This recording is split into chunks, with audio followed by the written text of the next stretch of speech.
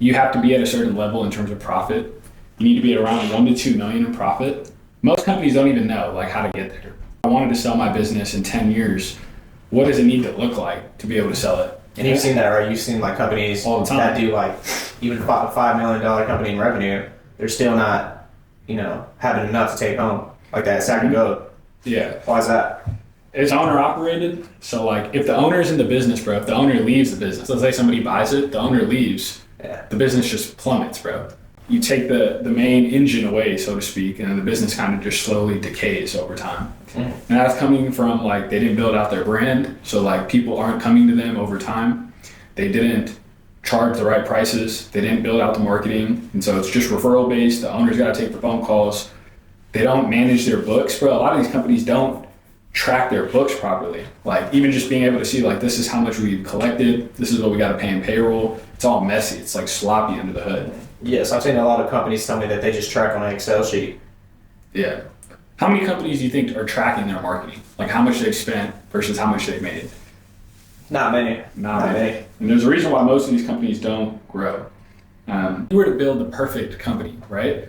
It would be one where people know about it.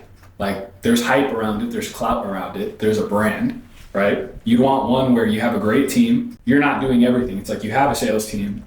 You have your estimators, you have the people who are actually the crews that do the work, right? You have your admin, you have a bookkeeper, you have all of that. So it's not just the owner trying to wear a bunch of hats. Like the best companies, bro, they track it. They know how much they're spending versus how much they're making. They know what to spend more on.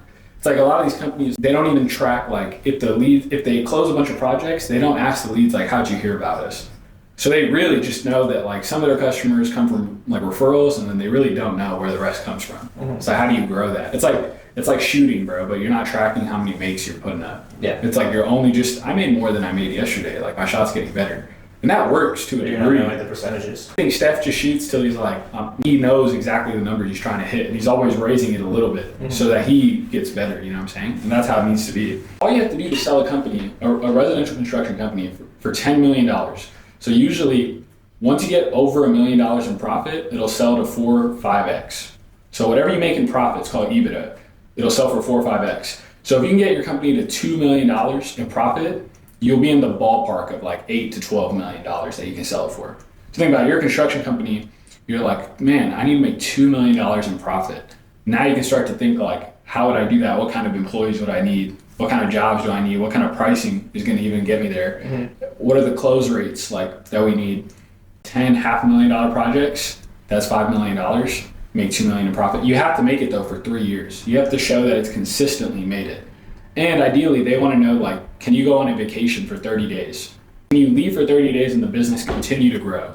That's what they want to see. And if you can check all those off, it's like, not only can you make a lot of money by owning it, but when you're ready to sell it, that's how you sell it for a lot of money. It's definitely hard. I feel like probably like contracting, bro, a lot of people just get to a point, like I talked to a lot of contractors and they were like, oh, well, I'm staying small just to stay profitable. I just feel like a lot of people don't know like the business side of things.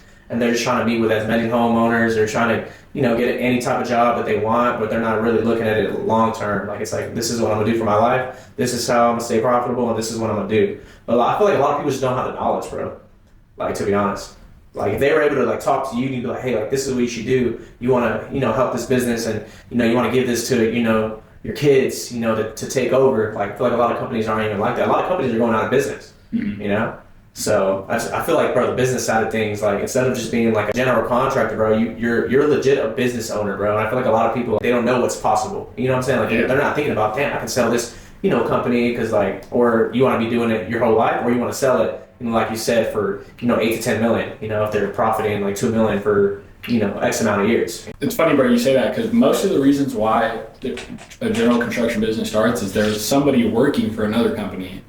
And when he was like, I can do all this myself, so he leaves, and then it's like, well, if I can just get 1 or 2 good projects, or if I can get a few good projects, I don't need that many. I can just do everything myself. But the problem is, it just becomes a full-time job, and then you eventually don't enjoy it. And the problem is like, if you don't build out the marketing and you don't build it out to be a business, it just falls apart, bro. Like it becomes harder and harder because people want to go with the best. They don't want to go with some random guy unless like your best friend told you like, hey, I got my kitchen done with this guy, you should use him. it's hard to get a lot of those, right? If you do a couple kitchens a year, it's like you only have 3 or 4 people who could potentially refer you. Versus like if you actually said like, we specialize in kitchens and like you build a brand out of it, all you post is kitchens, all your ads, all your marketing, you're gonna get way more, and then you can build a team around it. You know what I'm saying? But nobody wants to do that. Bro, I talk to like a lot of referral-based companies, right? They're not doing any marketing. They're just like, hey, like we're a referral. We've been doing this for X amount of years. We're very successful just by referrals. Like we don't need any help. Like, what do you think about those companies? Yeah. Because I don't really think they're thinking about it's a new day and age now. Like everything's social media. You got all these companies running ads. I feel like a lot of people just think like it's a bunch of bogus, and they're just like, I don't know, they're just like staying content with the one marketing, which is referrals. Like, what do you think about that? I mean, I think that's great to have, bro. I'll say those are the owners that are playing defense. They're not playing offense. They're playing to not lose rather than playing to win. There's nothing wrong with that. And when you only use referrals, bro, it's very easy to stay profitable because you're not spending any money on marketing, right? And the close is easy because they already been referred to you. The problem is like those companies, they know this very well. There's a time where it gets slow. That's where like they make less money, and that's where it kind of puts them in this vicious cycle of like they want to depend on referrals, but then there's times where it gets slow, and rather than just being like, it's kind of like if you're making good money, bro, off referrals, you should take some of that money and invest in marketing so that if referrals slow down, you have that. It's like saving money, bro. If you make $10,000 a month, let's just say income, and you save $1,000 a month. Over 27 years, if you let that $1,000 compound, you'll be worth like $10 million because it compounded. Now I think some people are like, I can never save that much money.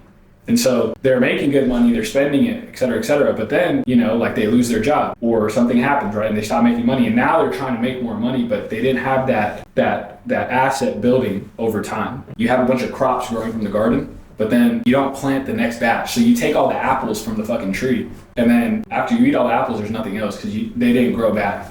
Yeah. And so that's kind of the thing. I mean, what do you think about that?